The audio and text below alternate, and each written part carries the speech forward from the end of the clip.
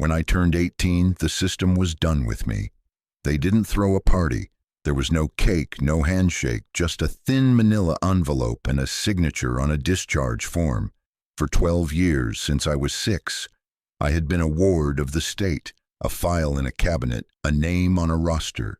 Now I was just a person on the street, with the clothes on my back and $150 of release funds that felt more like an insult than a fresh start.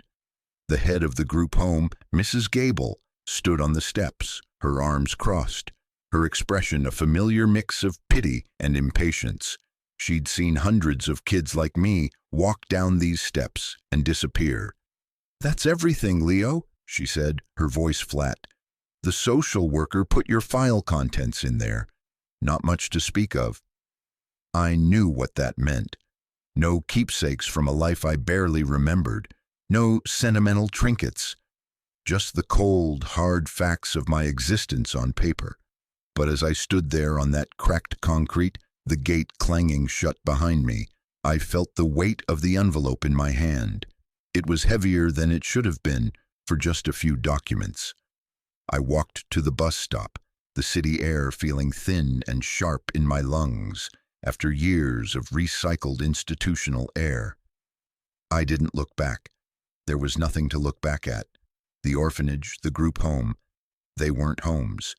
They were holding cells between one unknown and the next. What they told me was that I owned nothing. What they didn't know was that inside that envelope, tucked away behind the sterile birth certificate and the social security card, was a single faded photograph and an address scribbled on the back. It was this address, this forgotten place, that would unravel everything I thought I knew about being alone. And if you've ever felt like your past was a closed book, I want you to stick with me. Because sometimes the most locked away stories are just waiting for the right key. And if this journey sounds like something you need to hear, maybe hit that subscribe button, because we're about to open that book together. I sat on the bus, the city blurring into a smear of gray concrete and tired faces. I didn't have a destination, just a direction. Away. I clutched the envelope to my chest, my heart hammering a nervous rhythm against my ribs. For years, I'd been told my parents died in a car crash. I was too young to remember them, too young to have any memories of a life before the system swallowed me whole. I was a blank slate, a story with no beginning. That's what they told me. That's what I believed. Finally, miles away from the city center, in a quiet park where the only sounds were the rustle of leaves and the distant laughter of children I didn't have to live with, I opened the envelope. Inside, just as Mrs. Gable had said, were the official documents. My birth certificate, Leo Vance, no middle name, parents deceased. Then my social security card, flimsy and new, and underneath it all, the photograph. It was old, the corners soft and bent. The color was washed out, a pale ghost of what it once was. In the picture, a man with kind eyes and a thick, graying beard was holding a small boy on his shoulders. The boy was me. I knew it instantly. It was the same unruly brown hair, the same wide, curious eyes that stared back at me from the grimy bus window. I couldn't have been more than 4 or 5. The man. I had no idea who he was. He wore a flannel shirt and worn denim, and he was smiling, a genuine, unguarded smile that seemed to light up the whole photograph. We were standing in front of a house. It wasn't a grand house. It was a simple, rustic farmhouse with a wide porch and peeling white paint. Behind it, tall pine trees scraped the sky. It looked peaceful. It looked like a home. I turned the photo over. Scrawled in elegant, slightly shaky cursive was an address. 142 Black Creek Road, Havenwood, Maine. And below that, a single sentence. "This is yours." He wanted you to have it. He, who was he? The man in the picture? And who wrote the note? The handwriting wasn't mine, and it certainly wasn't anyone's from the group home. It was a mystery tucked inside an enigma, a breadcrumb leading me away from the empty future the state had planned for me. Havenwood, Maine. It sounded like a place from a storybook. It sounded like the opposite of everything I'd ever known. I took out my phone, a cheap prepaid model I'd saved for months to buy. The battery was at 20%. I typed the address into the map. It was real. A tiny dot in a sea of green over 300 miles away. A 2-day bus ride if I was lucky with the connections. I looked at the $150 in my wallet. A bus ticket would take most of it. Food would take more. I'd arrived with nothing, but what did I have now? An empty room in a halfway house I was supposed to report to. A life of dead-end jobs and looking over my shoulder. Or this. A picture of a man who looked at me with love, and a house that someone, somewhere, believed was mine. It wasn't a choice. It was a calling. It was the first real decision I had ever been allowed to make. I walked to the bus station, the photograph feeling warm in my pocket, and bought a one-way ticket to a place I'd never been, a place that held the only piece of my past I'd ever been given. The journey north was a blur of highways and truck stops, of greasy food and the endless drone of the engine. I slept with my head against the cold glass, dreaming of pine trees and a man with a kind smile. I was terrified, but for the first time in my life, I was also filled with a strange and unfamiliar feeling. Hope. The final bus dropped me off at a crossroads with a single, blinking yellow light. There was no station, just a wooden bench and a sign that read, "Welcome to Havenwood, population 412. The air was different here. It smelled of damp earth and pine needles, clean and sharp. The sky was a vast, open blue, not the sliver of gray I was used to seeing between tall buildings. It was quiet, so quiet it felt loud. My phone was dead. The $150 was down to $12. I had a backpack with a change of clothes, a toothbrush, and the envelope. That was it. According to the last map I'd seen, Black Creek Road was about 3 miles out of town. I started walking. The road was paved for the first mile, then it turned to gravel, winding its way deeper into the woods. Houses became sparse, then disappeared altogether. There were no streetlights, no sidewalks, just the towering trees that formed a canopy overhead, dappling the road in sun and shadow. It was beautiful and intimidating. I felt small, an intruder in a world that had existed long before me and would exist long after. After what felt like hours, I saw it, a rusted wrought-iron gate hanging crooked on a stone post. A faded wooden sign, half swallowed by ivy, read, "Vance." My name. My heart leapt into my throat. The driveway was a dirt track, overgrown with weeds that scraped at my jeans as I walked. And then, through a break in the trees, I saw the house. It was the same one from the photograph. But the years had not been kind. The white paint was almost completely gone, leaving weathered gray wood in its place. The porch sagged in the middle like a tired old man. Several windows were boarded up, and the ones that weren't were dark and empty. The whole place looked abandoned, forgotten, like it was slowly being reclaimed by the forest. It was perfect. I walked onto the porch, the boards groaning under my weight. The front door was solid oak with a heavy iron knocker shaped like a wolf's head. It was locked, of course. Panic began to prickle at the edges of my hope. Had I come all this way for nothing? Was this some cruel joke? I remembered the note on the back of the photo. "This is yours." It had to mean something. I circled the house, my sneakers sinking into the soft, overgrown lawn. The back door was also locked. I peered through a grimy kitchen window. I could see the faint outlines of furniture draped in white cloths, like sleeping ghosts. Defeated, I sank onto the back steps, the splintered wood digging into my legs. What now? I had $12 and a house I couldn't get into. The sun was beginning to set, casting long, eerie shadows through the trees. The woods, which had seemed beautiful just an hour before, now felt menacing. I pulled out the photo again, staring at the smiling man. Who were you? Why did you leave me? Why bring me here only to lock me out?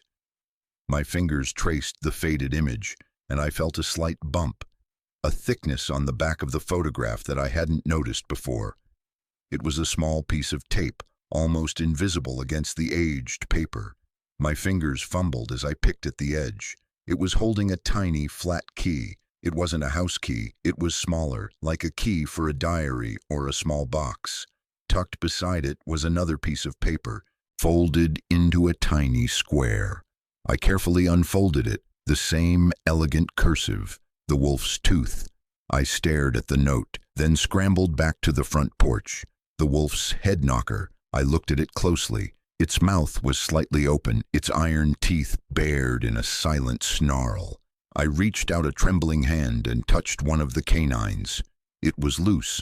My heart hammered. I wiggled it and it came free in my hand. It wasn't a tooth, it was a key, a large, old-fashioned skeleton key, its top shaped like a wolf's fang. It was heavy and cold. It felt ancient. With a deep breath, I pushed the key into the lock. It slid in perfectly. I turned it. There was a loud, grating click that echoed in the quiet evening air. The door swung inward with a low groan, opening into darkness. The air that rushed out to meet me was stale and thick with the smell of dust, decaying paper, and something else. Something faintly floral, like dried lavender. I stood on the threshold, my hand on the doorknob, peering into the gloom. It was one thing to see the house from the outside.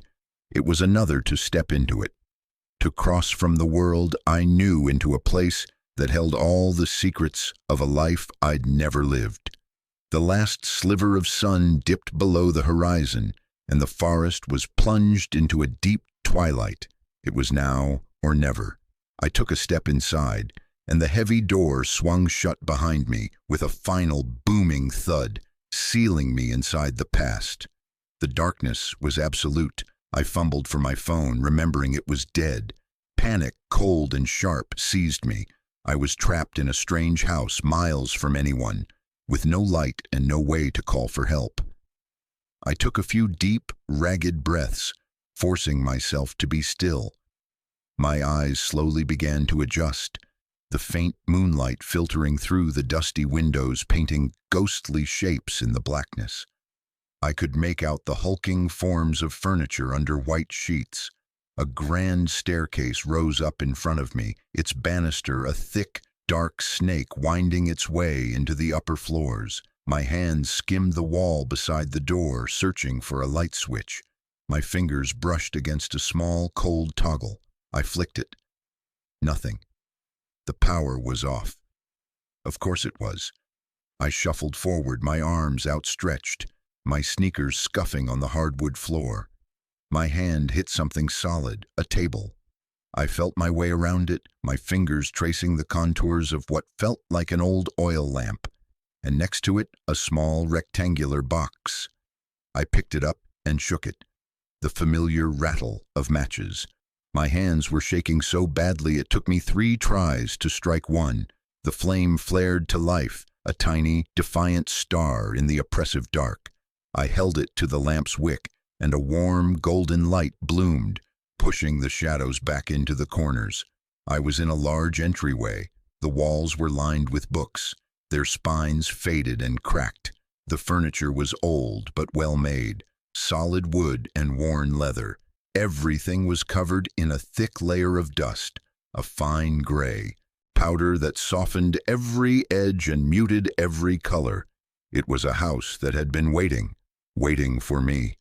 Holding the lamp high, I began to explore. The ground floor was a labyrinth of rooms.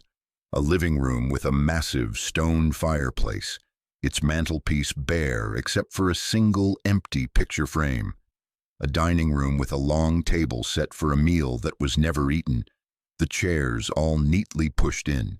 A study, its walls lined with more books, a heavy oak desk sitting in the center.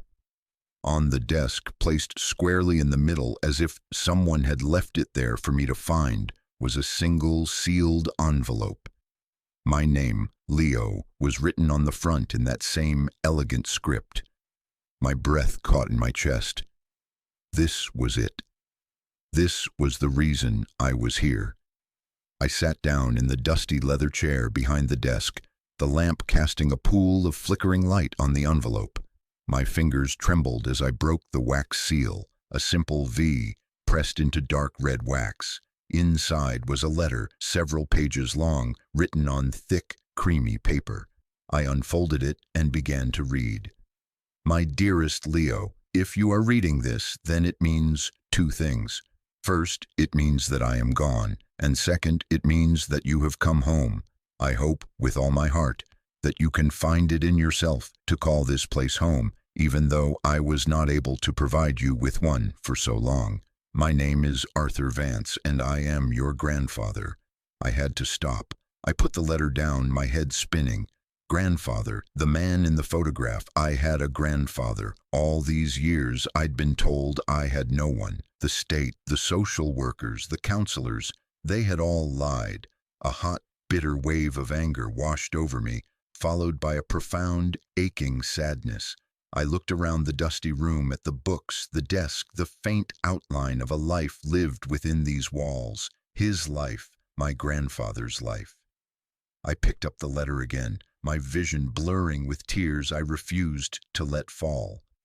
I know you must have 1,000 questions, and I know you must be filled with anger and confusion. You have every right to be. The story you were told, that your parents died in an accident and you had no other family, is a lie. It is a lie I helped create. It is the greatest regret of my life. But I swear to you, Leo, it was a lie born of desperation and of fierce, desperate love. Your father, my son, was a good man, but he fell in with the wrong people. He got into debt, a deep and dangerous kind of debt, with men who do not forgive or forget. When you were 4 years old, they came for him. There was a confrontation. Things went wrong. Your mother, she was caught in the middle. They were both taken from us that night. It wasn't an accident, Leo. It was a murder. The lamp flickered and the room seemed to sway around me. Murdered. My parents were murdered.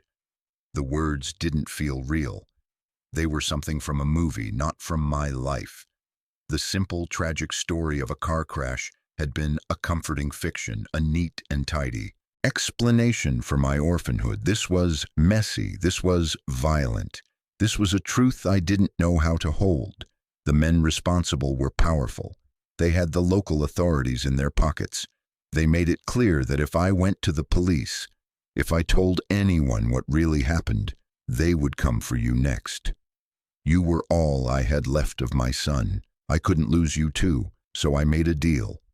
I would disappear and I would make you disappear. I gave you up to the state with a falsified file that erased me from your life entirely. I told them you had no living relatives. It broke my heart into 1,000,000 pieces to let you go, to know you would grow up in institutions thinking you were alone. But I knew you would be safe. They couldn't find a boy who, on paper, had no one looking for him. I have watched you from afar all these years. I hired a private investigator, a good man named Elias Thorne, to keep an eye on you, to send me photographs and reports. I have a box full of them. Your first day of school, your soccer games, your awkward teenage years. I know it's not the same as being there, but it was all I could do. It was a pale shadow of being a grandfather, but it was my only connection to you. This house, this land, it has been in our family for generations. It is your birthright. Everything here is yours. But I must warn you, my boy, my deal with those men had an expiration date. They agreed to leave you alone as long as I was alive and stayed quiet. My death changes the terms. The debt your father owed is, in their eyes, still outstanding. They will see my passing as an opportunity. They will come for this land. They will try to take it from you using a fraudulent lien they forced me to sign all those years ago. They will tell you that you owe them an impossible amount of money. Do not believe them. You have a choice to make, Leo. The choice I could never make. You can run. There is a small safe hidden behind the loose stone in the fireplace in the living room. The combination is your birthday, day, month, year. Inside is enough cash to start a new life somewhere far away from here. No one would blame you if you took it and never looked back. It is more than I was ever able to give you, or you can fight. It will not be easy. It will be dangerous. But you are not alone in this. I have left you a weapon.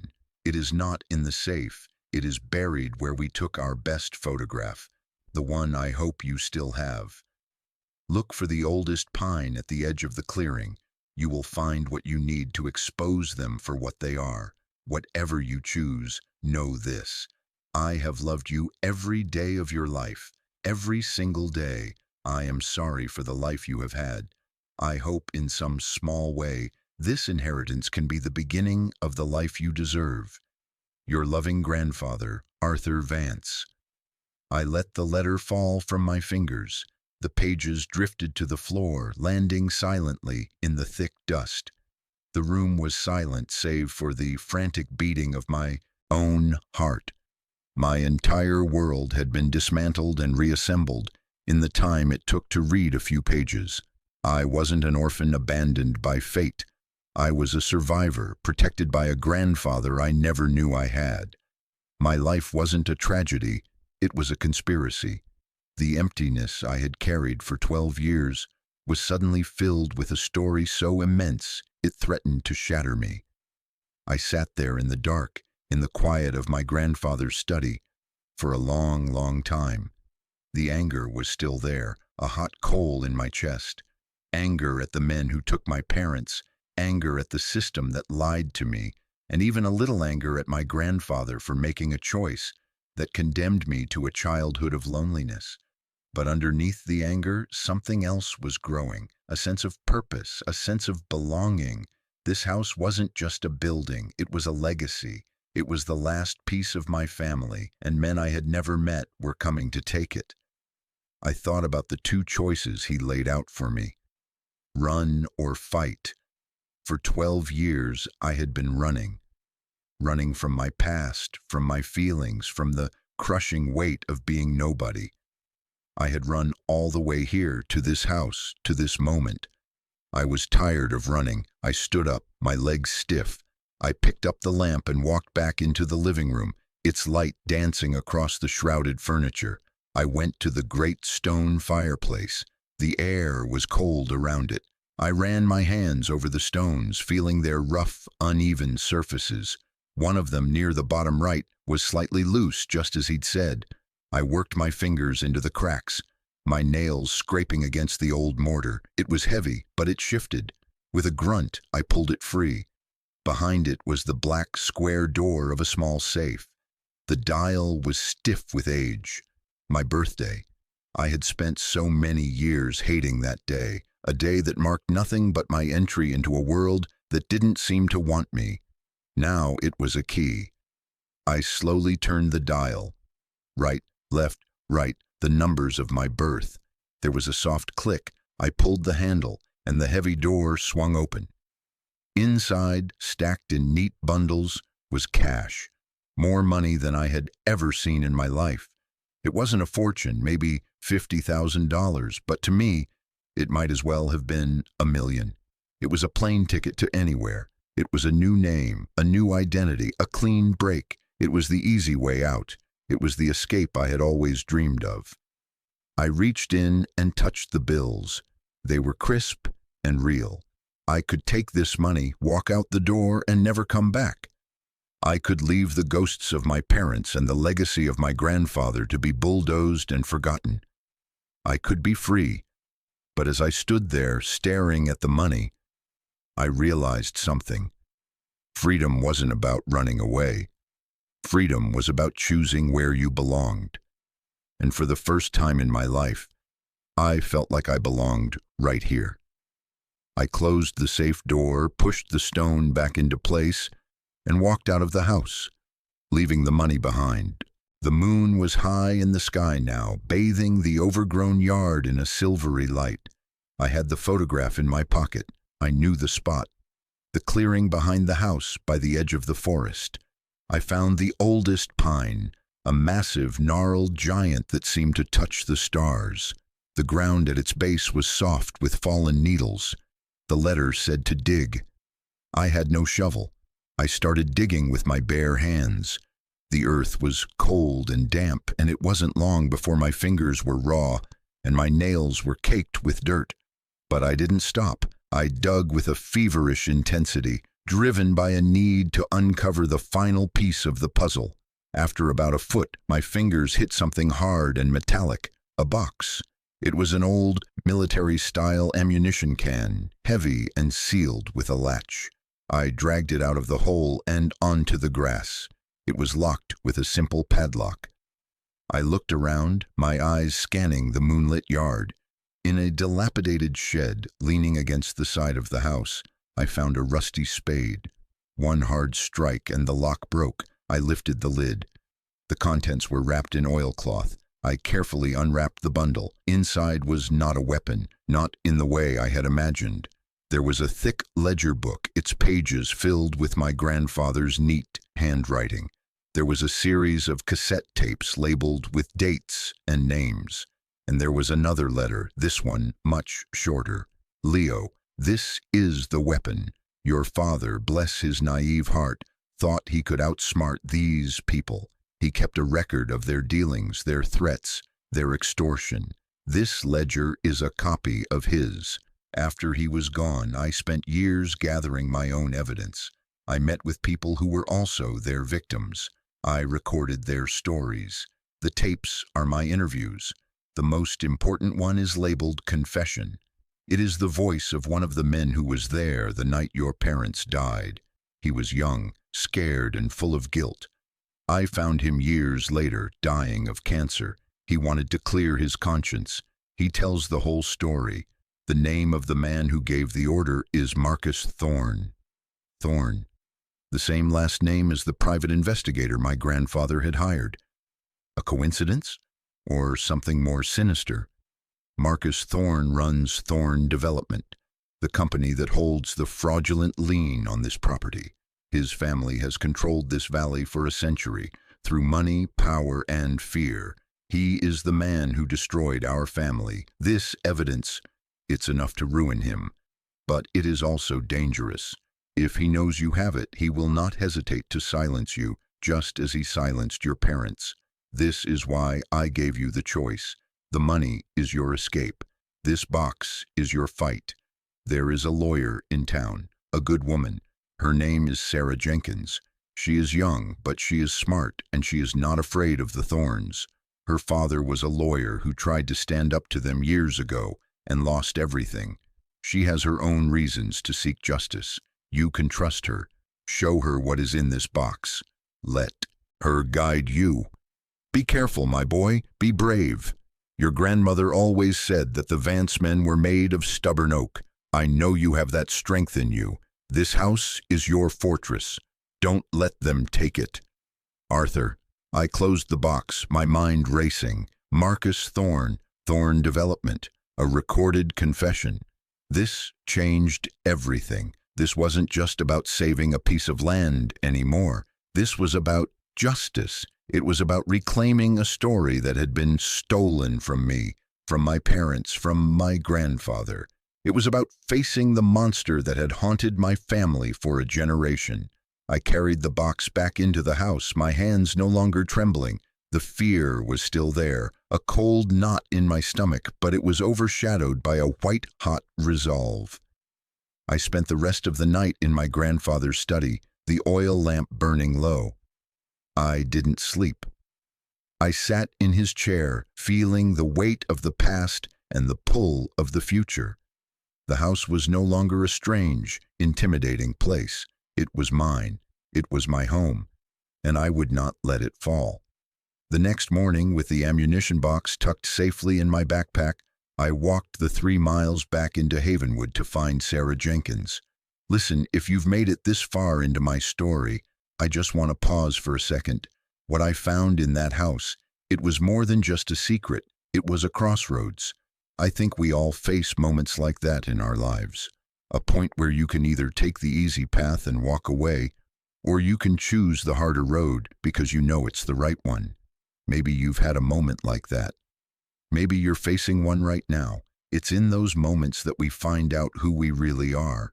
It's not about how we fall, it's about how we choose to get back up. For me, that choice was made in a dusty old house in the middle of nowhere. Now, let's get back to what happened when I walked into that lawyer's office. The office of Sarah Jenkins was a small, unassuming storefront on Havenwood's sleepy Main Street, squeezed between a hardware store and a bakery. The words Jenkins Law were painted on the glass in simple, no-nonsense gold letters.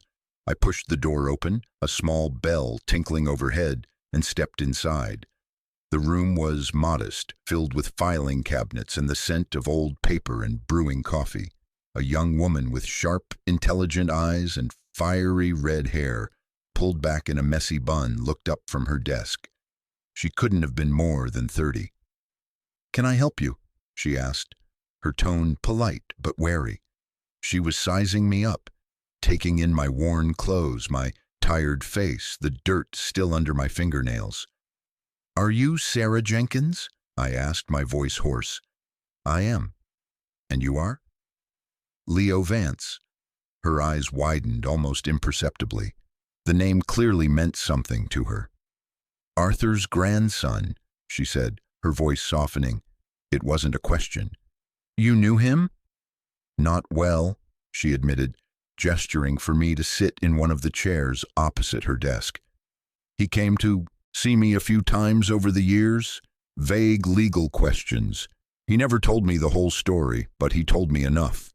He told me about you. He said you might come to see me one day." She leaned forward, her expression turning serious. "He also told me that if you did, it meant you were in a world of trouble." I didn't say anything. I just swung my backpack off my shoulder, placed it on her desk, and unzipped it. I lifted out the heavy ammunition can and set it between us with a solid thud. "He called it a weapon," I said. "He told me to show it to you." Sarah stared at the box, then back at me. For a long moment she was silent. Then she let out a low whistle. "Arthur Vance," she murmured, a small, wry smile playing on her lips. He always did have a flair for the dramatic. She unlatched the box and looked inside, her professional calm dissolving into genuine shock as she saw the ledger, the tapes, the neatly bundled documents. She picked up the final letter, the one addressed to me, and read it, her eyes scanning the page quickly. When she looked up, her expression had changed. The wariness was gone, replaced by a fierce, focused intensity. "Marcus Thorne," she said, her voice a low growl. "My father warned me about him. He tried to represent a group of farmers Thorne was trying to push off their land 30 years ago. Thorne ruined him, disbarred him on trumped-up charges. It broke him."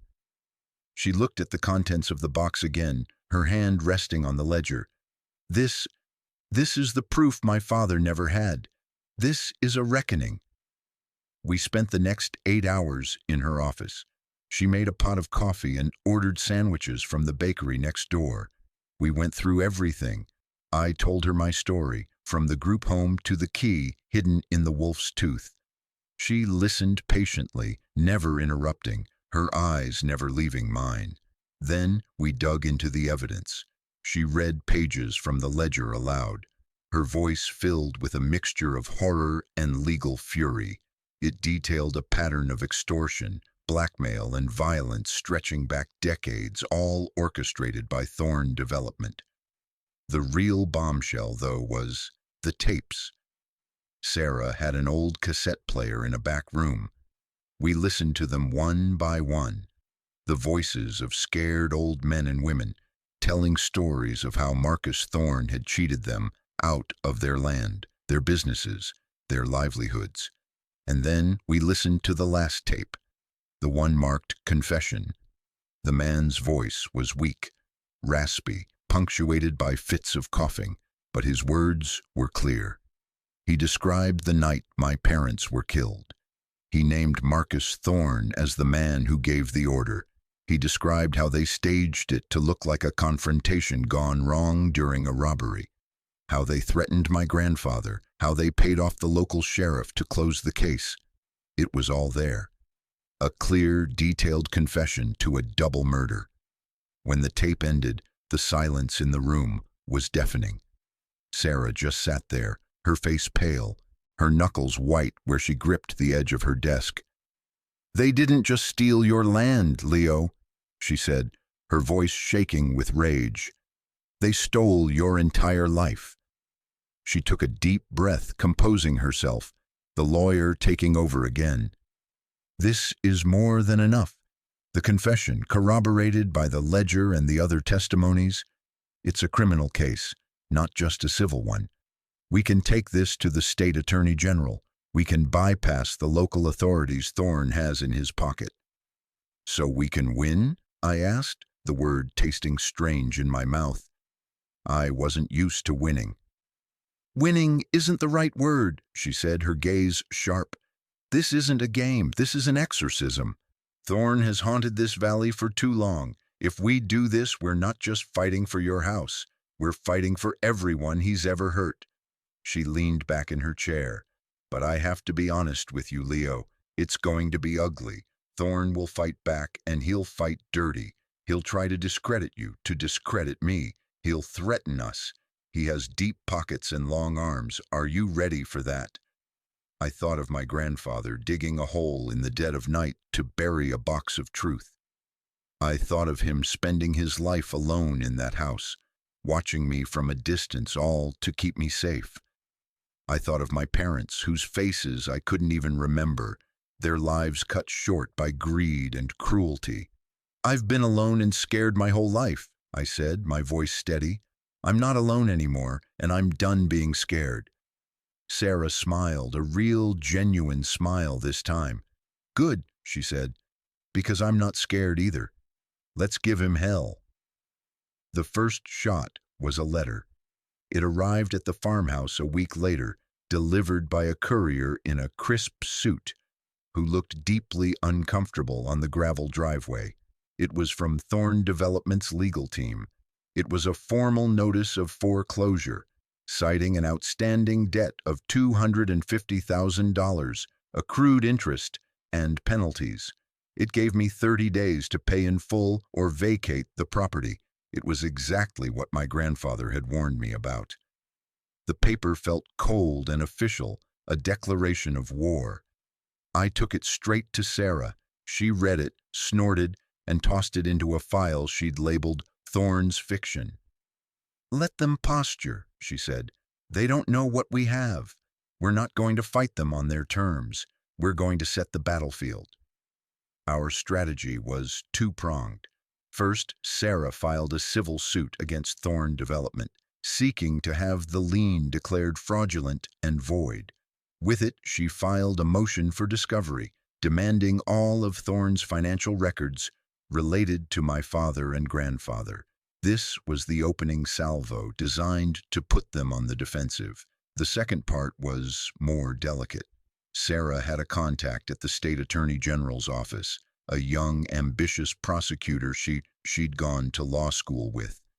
She made copies of the ledger and the tapes and sent them in a sealed package, along with a detailed letter outlining the case for a criminal investigation into Marcus Thorne for conspiracy, extortion, and the murders of my parents.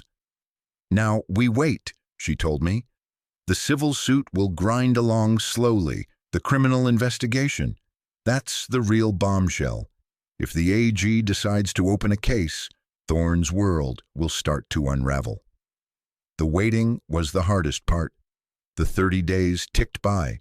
I stayed at the farmhouse, living a strange, suspended existence. I used some of the cash from the safe, my grandfather's escape fund, for supplies. I bought groceries in town, where I was met with curious, suspicious stares.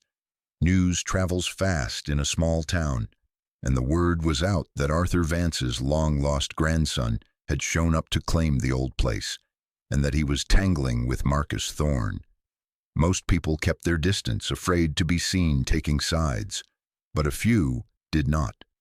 An old man at the hardware store, Mr. Henderson, gave me a discount on a new set of tools. "Your grandfather was a good man," he'd muttered, not quite meeting my eye. He helped me rebuild my barn after the '98 storm, never asked for a dime. A woman who ran the local diner, Maria, always gave me an extra slice of pie with my coffee. "Arthur used to come in here every Tuesday," she said, her voice thick with a Spanish accent. "He'd sit in that booth and just stare out the window, always looked so sad." These small acts of kindness were lifelines. They were echoes of the man I'd never known, proof that he had been a part of this community, that he had been loved. They made the fight feel even more important. It wasn't just my house, it was his memory. I spent my days working on the property. I cleared the overgrown driveway, mowed the waist-high grass, and began the slow, arduous task of repairing the house. I patched the roof, replaced the broken window panes, and scrubbed away decades of grime. With each repaired board and cleaned window, I felt like I was not just fixing a house, but piecing myself back together. I was pouring my sweat and my anger and my hope into the very walls that held my family's story. One afternoon, as I was prying the boards off a window, a sleek black car I didn't recognize pulled up the driveway. A man in an expensive suit got out. He was in his late 60s with perfectly coiffed silver hair and a face that was handsome but cold, like a marble statue. He moved with an air of absolute authority. I knew instantly who he was. Marcus Thorne. He walked right up to the porch, his polished shoes crunching on the gravel I'd laid. He didn't offer a hand. He just looked at the house, then at me, a faint, dismissive smile on his lips. "Quite the project you've taken on," he said, his voice smooth and deep, like aged whiskey. "It's a shame. All this effort for a property that will never be yours." I said nothing. I just leaned on my crowbar, my heart pounding, my hands gripping the metal tight. "Your grandfather was a sentimental fool," Thorne continued, his eyes scanning the tree line. "He could have sold this land to me years ago, could have lived out his days in comfort. Instead, he chose to rot away in this ruin, clinging to the past." He finally looked at me, his eyes cold and empty. "Don't make the same mistake, son. The debt on this property is real. The lien is ironclad. You can't win." "The debt is a lie," I said, my voice low and steady. "And you know it." Thorne's smile tightened. "You have spirit. I'll give you that. But spirit doesn't pay the bills." He reached into his jacket pocket and pulled out a checkbook. "I'm a reasonable man. This lawsuit is an annoyance. Let's end this. I will forgive the debt, and I will write you a check, right now, for $100,000. All you have to do is sign the deed over to me and walk away. Disappear, just like your grandfather should have." $100,000. It was more than the escape fund. It was a fortune. It was the easy way out, gift-wrapped and hand-delivered. All I had to do was let him win. Let him pave over my family's history, my parents' graves, my grandfather's memory. "My home isn't for sale," I said. Thorne's face hardened, the mask of civility dropping away. "You're making a grave mistake, boy. You have no idea who you're dealing with. I built this valley, I own it, and I will not be defied by some orphan who crawled out of the woodwork." "You didn't build it," I shot back, my own anger rising to meet his. "You stole it, and you're not getting this piece of it." He stared at me for a long, cold moment. "So be it," he said, his voice dropping to a near whisper. "You'll regret this. I will take this house, and I will tear it down to the foundation. I will salt the earth so that nothing ever grows here again. You will be left with nothing, just like you started." He turned and walked back to his car without another word. As he drove away, I stood on the porch, my body trembling with adrenaline and fury. The threat was clear, the battle lines were drawn, and I knew with a chilling certainty that this was only the beginning. The weeks that followed were a quiet war. Thorne's lawyers filed motion after motion, trying to get our lawsuit dismissed, trying to drown Sarah in paperwork. She met every challenge with a calm, methodical response, her small office buzzing with energy. She was tireless, fueled by coffee and a righteous anger that matched my own. The pressure from Thorne was subtle, but constant. My application to get the power turned back on at the house was mysteriously lost 3 times. The one grocer in town who was openly friendly to me suddenly had his lease terminated by his landlord, a company that turned out to be a subsidiary of Thorne Development. People who used to nod at me on the street now crossed to the other side to avoid me. I was being isolated, choked out. The fear was a constant companion. Every creak of the old house at night made me jump. Every car that drove slowly down Black Creek Road sent my heart into a frantic rhythm. Thorne's threat to leave me with nothing echoed in my mind. He was trying to break me, to make me feel as alone and powerless as I had been my whole life. But he was failing, because I wasn't alone. I had Sarah, I had the memory of my grandfather, and I had the house. The house was my anchor. Working on it kept my hands busy and my mind clear. I learned to repair plumbing from old library books. I taught myself how to plaster walls. I found my grandfather's old garden tools and began to clear the tangled weeds, uncovering the stone paths and flower beds he had built. I was breathing life back into the place, and in return, it was breathing life back into me. Then, one rainy Tuesday afternoon, Sarah called. Her voice was different. It was tight, excited. "Leo," she said, "you need to come to my office right now." I drove my grandfather's old, rusty pickup truck, which I'd found in the barn and managed to get running, into town. When I walked into her office, she was standing with a man in a crisp gray suit. He had the unmistakable air of a federal agent or a high-level investigator. "Leo Vance," Sarah said. "This is Mr. Davies from the State Attorney General's office." Davies shook my hand. His grip was firm, his eyes sharp and assessing. "Mr. Vance," he said, "we've reviewed the materials you and Ms. Jenkins provided, the recordings, the ledger. It's compelling. We've spent the last month quietly corroborating the information, and we've found enough to proceed.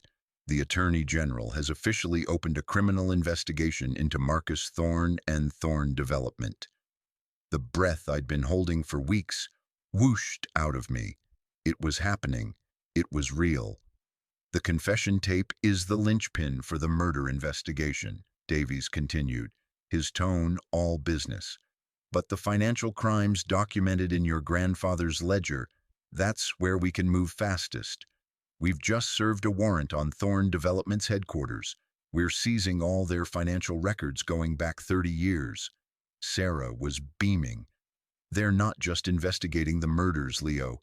They're investigating everything. The extortion, the fraudulent liens, the blackmail. Your grandfather's weapon wasn't just a bullet, it was a bomb. And the AG just lit the fuse." The news spread through Havenwood like wildfire. A state-level investigation into Marcus Thorne was unthinkable. He was an institution, a king in his own small kingdom. For the first time, the whispers in town were not about the strange orphan boy, but about the cracks beginning to show in Thorne's empire. Thorne, for his part, went on the offensive. He gave an interview to the local paper, calling the investigation a political witch hunt, a baseless attack on a respected local businessman, orchestrated by a disgruntled, unstable young man and his ambulance-chasing lawyer.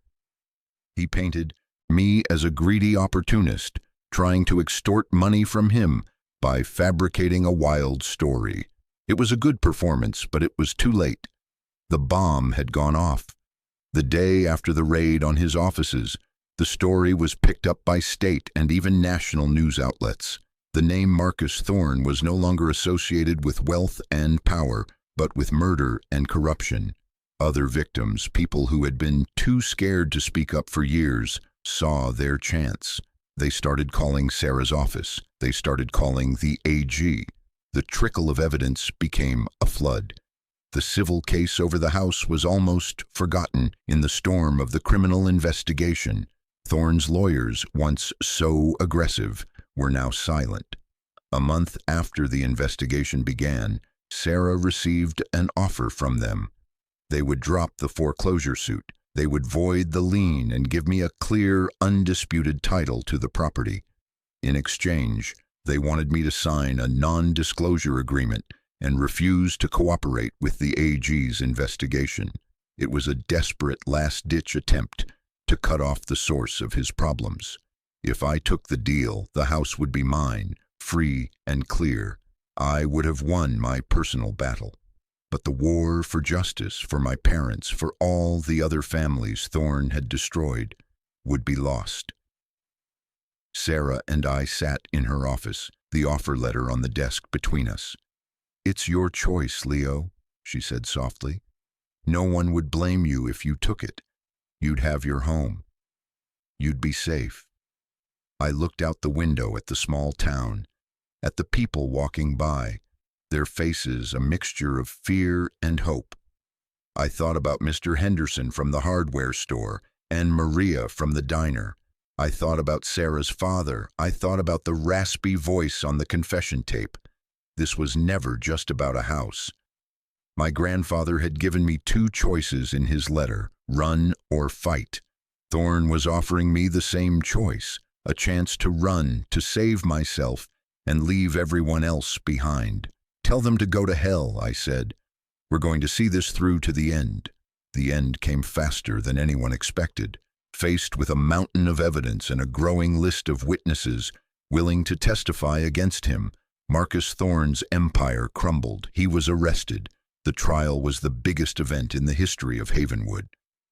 I had to testify. I had to sit in a courtroom and tell my story, the whole story, with Thorne sitting just a few feet away, his cold eyes burning into me. But when I looked at him, I didn't see a monster anymore.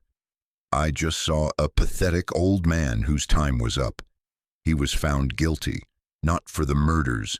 The confession tape was ultimately ruled inadmissible as evidence against him directly, but for decades of racketeering, fraud, and extortion. He would spend the rest of his life in prison. It wasn't perfect justice, but it was justice nonetheless. The hold he had over the valley was broken. With the trial over, a quiet settled over my life. The house was mine. The title was clear. The ghosts had been faced. But the victory didn't feel like a sudden, joyful explosion. It felt more like a slow sunrise after a long, dark night. The scars were still there. My parents were still gone. My childhood was still lost. But the future was a blank page. I stayed in Havenwood. I finished restoring the house. I replanted my grandfather's garden. The locals, no longer afraid, started to treat me not as an outsider, but as one of their own, as Arthur Vance's grandson. I found work helping Mr. Henderson at the hardware store. I had coffee at Maria's diner every Tuesday, just like my grandfather used to. I was building a life, not on the ashes of the past, but on its foundations. One evening, I was cleaning out the attic and found a large wooden chest. Inside were the things my grandfather's private investigator had sent him over the years: school report cards, photos of me at birthday parties I barely remembered, a program from a middle school play where I had a single line, and a thick stack of letters. They were from my grandfather, addressed to me but never sent, one for every birthday. I sat there in the dusty attic, the last rays of sunlight streaming through the single window, and I read them all. They were filled with stories of his life, of my father's childhood. They were filled with advice, with apologies, with a love so profound it ached. He told me he was proud of me. He told me he was sorry. He told me to be a good man. In those letters, I finally got to meet the man I never knew, and I finally understood. Inheritance isn't about money or property. It's about the story that is passed down to you. For years, I thought my story was about being abandoned, but my grandfather gave me a different one. It was a story about protection, about sacrifice, about a love so strong it could reach across years of silence. He gave me back my past, and in doing so, he gave me a future.